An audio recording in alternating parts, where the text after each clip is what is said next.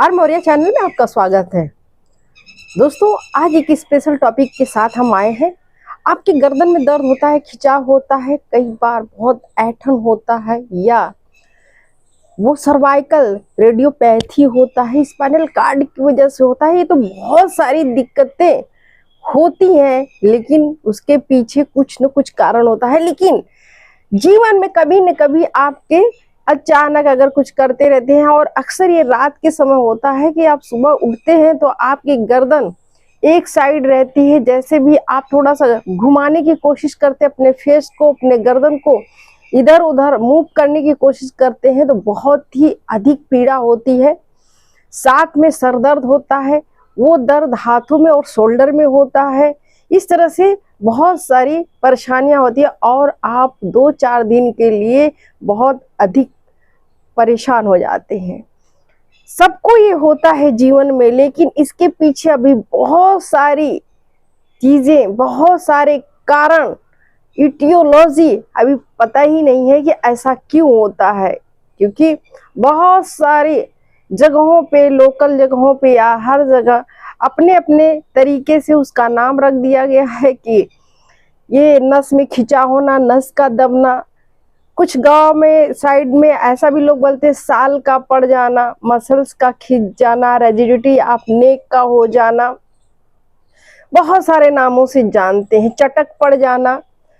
तो दोस्तों, ऐसा क्यों होता है? और जरूरी नहीं कि हर गर्दन दर्द में सिर्फ आपको ये समस्या हो कि आपको चटक पड़ गई हो, या आपका जो नस है वो दब गई हो, या आपके मसल्स में खिंचाव हो गया हो, या आपके गर्दन में जकड़न हो गई। इसके पीछे बहुत सारे कारण होते हैं। लेकिन हम इस दोनों को कैसे समझेंगे कि ये अलग अलग कैसे हो सकता है? क्योंकि अगर गर्दन का दर्द 1 सप्ताह से ज़्यादा है तो इसको आपको बहुत ही ज़्यादा केयरफुल होने की ज़रूरत है। आपको ऐसी समस्या को गंभीरता से लेने की ज़रूरत है, क्योंकि अगर इसके दर्द बढ़ते गए तो ये बहुत ही कॉम्प्लिकेटेड हो सकते हैं। कॉज ऑफ ये कोई बड़ी बीमारी का संकेत हो सकता है, कोई एनाटॉमिकल चेंज हो सकता है। आप स्पाइनल कार्ड के बारे में जानते हैं, आप जो है डिस्क है उसमें बहुत सारी समस्याएं आती हैं, और हार्नियोटिक जो डिस्क है इसके कारण भी ये सारी चीज़ें होती रहती हैं। तो ये अगर समस्या है तो आपको आगे चल के परेशानी हो जाती है। लेकिन आज हम बात करेंगे कि ये 2 तरह का होता है, एक होता है साधारण और एक होता है मध्यम। तो बात करते हैं कि साधारण में क्या हो सकता है और मध्यम में क्या हो सकता है। दोस्तों, साधारण उसी को कहते हैं जिसको आप जानते हैं, चटक पड़ जाना, साल पड़ जाना, या मसल्स का खिंचाव हो जाना, या गर्दन में कहीं न कहीं बहुत ज़्यादा जकड़न या अकड़न हो जाना। क्योंकि जब ये 1 सप्ताह के अंदर रहता है तो समझ जाइए कि ये साधारण है। लेकिन सप्ताह के ऊपर होता है, उसमें थोड़ा कॉम्प्लिकेशंस ज़्यादा हो जाते हैं, उसमें दर्द बहुत अधिक हो जाता है, तो वो मध्यम होते हैं। उसके लिए आप चिकित्सकीय सलाह ले सकते हैं, उसकी ज़रूरत पड़ सकती है। लेकिन जो साधारण आपके गर्दन में खिंचाव हो रहा है, दर्द हो रहा है, उसको आप घर पे ही ठीक कर सकते हैं। कुछ सावधानियां बरतना बहुत ज़रूरी, क्योंकि बीच बीच में आप बहुत सारी गलतियां कर देते हैं जिसकी वजह से आपका जो टाइम है वो बढ़ जाता है दर्द का। तो आज हम इन सारे टॉपिक पे फोकस डालेंगे और बताएंगे कि अगर ऐसा होता है तो क्यों होता है, इसका कारण क्या है, निवारण क्या है, और इसका ट्रीटमेंट क्या है, होम रेमेडी क्या है, इससे सावधानी क्या लेना है। तो दोस्तों, बात करते हैं आज हम कि अगर गर्दन नस दब गई, चटकन पड़ गया, या उसमें मसल्स का खिंचाव पड़ गया, तो इसको कैसे हम संभालें, कैसे ठीक करें, इसके लक्षण कैसे जाने। तो आपने देखा होगा, महसूस किया होगा, कई बार आपके साथ भी ऐसा हुआ होगा कि जब आप किसी गलत पोस्चर में कोई काम करते, जैसे आप कंप्यूटर पे बहुत देर तक बैठे रहते हैं, एक ही दिशा में आपकी गर्दन रहती है, या तो आपकी जो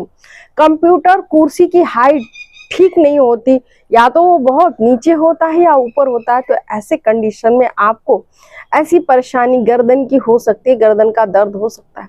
दूसरा कि अगर आप कोई भी वेट उठाते हैं तो सडन आप झटके के साथ ऊपर ले जाते हैं, तो जब आपके जो सिर है उसका वेट अधिक होता है, वो एक झटका लगता है तो गर्दन की मसल स्ट्रैक हो जाती है, खिंच जाती है, स्ट्रेन पड़ जाता है, कभी कभी उसमें फ्रैक्चर भी हो जाता है स्नायु का। तो ये भी कारण हो जाता है कि आपके गर्दन में दर्द होगा। बहुत उचित तकिया लगाकर और आपका जो सोने का तरीका है, पोस्चर है, उसको गलत तरीके से सो जाने से गर्दन जब मुड़ी रहती है, बहुत ज्यादा एलिवेट, बहुत ज्यादा उठी रहती है, तो इसकी वजह से भी हो सकता है। कभी आप समझ नहीं पाते, सडन जैसे बस में, ट्रेन में या अपनी गाड़ी पे वो रुकता है, ब्रेक अगर लगता है तो आप आगे की तरफ या पीछे की तरफ एक झटका आपको लगता है, ये झटका भी स्ट्रेन दे सकता है आपके मसल्स को, आपके गर्दन के मांसपेशियों को, जिसकी वजह से दर्द हो सकता है। इस दिक्कत में आप फंस सकते हैं। या बहुत सारे ऐसे लोग होते हैं जिनकी दिनचर्या ठीक नहीं होती, वो अपने दिनचर्या की वजह से भी इस गर्दन के पेन को लिए रहते हैं। बाकी बीमारियों में तो हमने बहुत सारे बता दिए हैं कि ये सारे कारण हो सकते हैं, लेकिन वो लंबे समय के लिए होता है। अगर साधारण होते हैं तो ये सारे कारण होते हैं। आप लक्षण जानते हैं कि लक्षण क्या है दोस्तों? पहली चीज की, जैसे आप सुबह उठेंगे तो आपकी गर्दन मुड़ेगी नहीं, मूवमेंट करने पे बहुत ज्यादा आपको तकलीफ होगी, वो पेन शोल्डर तक जा सकता है, आपके कंधों तक जा सकता है, आपके सिर में दर्द होता है, आपको भारीपन महसूस होता है, कभी कभी उल्टियां भी लगती है और कुछ लोगों को बुखार भी हो जाता है। इस तरह के लक्षण होते हैं। अगर इसके थोड़े सीवियर और हो जाते हैं तो ऐसे में उनके कान, उनके गले में भी दर्द होने लगता है, ये शोल्डर के साथ साथ। तो ये सारे दिक्कतें जो होती हैं ये मसल्स स्ट्रेन की वजह से होती है, या स्नायु जो तंत्रिकाएं हैं उनके खिंचाव के कारण होती हैं, नस दब जाने के कारण होती हैं, बहुत अधिक स्ट्रेन के कारण होती हैं। ये सारे कारण और लक्षण आपको मैंने बता दिया। अब दोस्तों कैसे आप समझेंगे कि ये साधारण है कि मध्यम है? तो साधारण में मैंने बताया कि आपको 2-3 दिन, अंडर 5 डेज में वो ठीक हो जाएगा और आप पूरी तरह से धीरे धीरे धीरे धीरे सामान्य जीवन में आ जाएंगे। लेकिन 7 डेज और 7 डेज के बाद दर्द नहीं कम हो रहा है तो वो मध्यम है। आपको डॉक्टर को बिल्कुल कंसर्न करना है, बिल्कुल जा करके दिखाना है। और एसिमेटियोलॉजी के तौर पे अगर हम निदान की बात करें तो एक्सरे कराकर देख लेते हैं, या तो फिर सीटी स्कैन या एमआरआई कराकर देख लेते हैं। अगर कुछ नहीं होता तो स्पॉन्डिलाइटिस भी इसका बहुत बड़ा कारण होता है, क्योंकि जब स्पॉन्डिलाइटिस होता है तो ऐसे में भी आपको कंटिन्यू दर्द होता है। जैसे भी आप थोड़ा सा गर्दन पे ज्यादा वेट करते हैं, पोस्चर बहुत देर तक एक ही साइड में, एक ही दिशा में रखते हैं या वेट उठा देते हैं, तो ऐसे में जितने भी सर्वाइकल स्पॉन्डिलाइटिस के पेशेंट हैं उनको ये दर्द होता है। तो दोस्तों ऐसे में अब क्या नहीं करना चाहिए, तो इसको ध्यान से आप समझिए। आपको अपने गर्दन को, जो लोग फुड़वाने की बात करते हैं कि गर्दन फुड़वा दीजिए, उसको ये कर दीजिए, ऐसा नहीं करना। अगर गलत दिशा में, गलत डायरेक्शन में थोड़ा भी आपके गर्दन पे भार आया, स्ट्रेन और पड़ा, तो आपकी वहां के हड्डियां टूट सकती हैं और आप बहुत ही मुश्किल में फंस सकते हैं। आपको विकलांगता भी आ सकती है, पैरालिसिस भी हो सकता है। तो ऐसे चीजों से बचें। शुरुआत के टाइम में बहुत ज्यादा गर्दन को झटका मार के फोड़ने की कोशिश ना करें या उसको बहुत ज्यादा मूव ना करें दोस्तों। ऐसे में आप स्लोली, स्ट्रेंथ धीरे धीरे करें, घुमाएं, क्योंकि घुमाना भी जरूरी है। अगर आप अपने गर्दन को एकदम से नहीं घुमाएंगे, पूरी एक स्थिति में रखेंगे, तो वो धीरे धीरे वहां की मसल रेजिस्ट हो जाएगी और आपको वो दर्द बहुत देर तक होगा। तो आपको एक्सरसाइज हल्के रूप में अपने करना है। या तो आप इसके लिए जो फिजियोथेरेपिस्ट हैं उनके पास जा सकते हैं, बड़े अच्छे से ऐसे दर्द को वो ठीक कर देते हैं। कुछ वो लोग ऐसे परफ्यूम का मतलब होता है कि लोकल डाल देते हैं, जिससे दर्द भी कम हो जाता है और धीरे धीरे आपकी स्वेलिंग कम हो जाती है, आप ठीक हो जाते हैं। दोस्तों सबसे अच्छा जो होम रेमेडी में है वो मैं आपको बता रही हूँ कि आपको अगर ऐसा होता है तो गर्म पानी नमक से सिकाई आप जरूर करें। इसको बनाने की विधि आप जानते हैं कि अगर आप 2 ग्लास पानी लेते हैं तो उसमें 2 चम्मच आप नमक डालें और उससे सिकाई करें, या आप बर्फ से, आइस पैक से या बर्फ से वहां पर सिकाई करें। उससे दर्द आपका बहुत कम हो जाएगा और धीरे धीरे आप ठीक हो जाएंगे। आप सोने के जो आपके पोस्चर है उसको बिल्कुल सही रखें। हो सके तो आप ना बहुत ऊंचा तकिया लगाएं और ना ही बिना तकिया, एक सपोर्ट देने के लिए आपको हल्के मुलायम तकिए की जरूरत पड़ती है, उसको आप लगाएं। और साथ में अगर आपको बहुत दर्द है तो थोड़ा सा आप जो आपके सोने का तरीका है चेंज कर दें। आप उसको पोजीशन में सोएं, सीधा ना सो करके, बल्कि पेट के बल सोते हैं तो आराम मिलता है, तो ऐसा करें। वहां पर आप अरंडी वगैरह का जो मालिश है उसको कर सकते हैं, या गरम तेल का वहां मालिश करा सकते हैं, उससे आपको आराम मिल सकता है। अगर दोस्तों चिकित्सकीय अगर मेडिसिन की बात करें कि क्या आपको दवा लेनी चाहिए, तो बहुत सारे ऐसे पेन किलर्स आते हैं जो मसल्स रिलैक्सेंट दवाएं होती हैं, वो दे दिया जाता है और धीरे धीरे आपको आराम हो जाता है।